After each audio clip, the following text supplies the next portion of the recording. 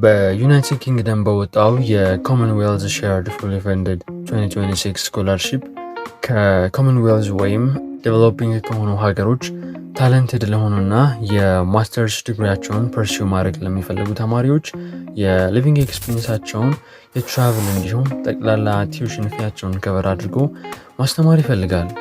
ለዚህ የኮመንዌልዝ ሼርድ 2026 ፉሊ ፈንድድ ስኮላርሺፕ ኦፖርቹኒቲ ኤሊጂብል ለመሆን እነዚህን ክራይቴሪያዎች ማሟላት አለባቸው። የመጀመሪያ ዌብሳይታቸው ላይ ካስቀመጧቸው ኤሊጂብል ከሆኑ የኮመንዌልዝ ሀገራት መካከል የአንዳቸው ዜጋ መሆን አለባቸው። ሁለተኛው የቢኢሲሲ ወይም የፈርስት ዲግሪ ሆልደር መሆን አለባቸው። እንዲሁም ዩናይትድ ኪንግደም ውስጥ ከፍላችሁ መማር የማትችሉ መሆናቸውን ማረጋገጥ መቻል አለባቸው። ሌላኛው ሃይንካም ባላቸው ሀገራት ውስጥ አትሊስት ለአንድ የአካዳሚክ ዓመት ምንም ትምህርትም ሆነ ስራ ያልሰራችሁ መሆን አለባችሁ።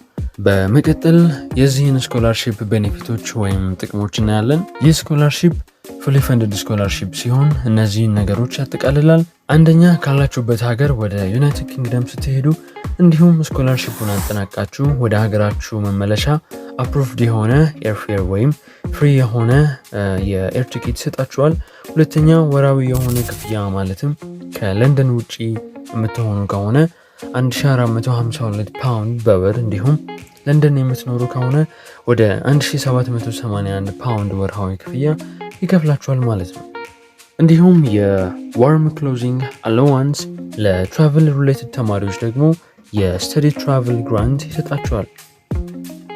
እንዲሁም ለቪዛው ፕሮሰስ አስፈላጊ ለሆኑ ለቲቢ ወይም ለየትኛውም ክፍያ ላላቸው ምርመራዎች ሽፋን ያደርጋል። እንግዲህ ስኮላርሺፕ አፕላይ በምታደርጉበት ወቅት እነዚህን አስፈላጊ ዶክመንቶችም ማቅረብ ይጠበቅባቸዋል። አንደኛ፣ የዜግነት ወይም የጥገኝነት ስታተስ ማስረጃችሁን ኮፒ፣ ይህም ፓስፖርታችሁን ወይም ናሽናል አይዲ ካርዳችሁን ሊሆን ይችላል። እነዚህን ዶክመንቶች ማቅረብ አለባችሁ። ሁለተኛው፣ ወደ እንግሊሽ ላንጉጅ ትራንስሌት የተደረገ የሃየር ኤዱኬሽን መረጃችሁን ማቅረብ አለባችሁ። ሶስተኛ፣ አትሊስት 2 ሬፈረንሶችን ማቅረብ መቻል አለባችሁ። እንዲሁም በመረጣችሁት ዩኒቨርሲቲ ሪካርድ የሚደረግ ኤኒ አዘር ሰፖርቲንግ ዶክመንታችሁን ማቅረብ አለባችሁ። ለዚህ ስኮላርሺፕ አፕላይ ስታደርጉ አፕሊኬሽናችሁን በኮመንዌልዝ ስኮላርሺፕ ኮሚሽን ኦንላይን አፕሊኬሽን ሲስተም በኩል አፕላይ ማድረግ አለባችሁ። እንዲሁም አፕላይ ስታደርጉ ለመረጣችሁት ዩኒቨርሲቲ አድሚሽን እንዲሁም ለስኮላርሺፑ ለሁለቱም ሳይመልታኒየስሊ መላክ አለባችሁ።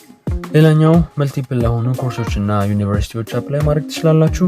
ነገር ግን አክሰፕት የምትደረጉት በአንዱ ብቻ ነው። በመጨረሻም ዩኒቨርሲቲዎቹ አመልካቾችን ለፋይናል ኮንፊርሜሽን ኖሚኔት ያደርጋሉ። ስለዚህ በዚህ መሰረት በዩናይትድ ኪንግደም በወጣው ለኮመንዌልዝ ሼርድ 2026 ፉሊ ፈንድድ ስኮላርሺፕ አፕላይ ማድረግ ትችላላችሁ።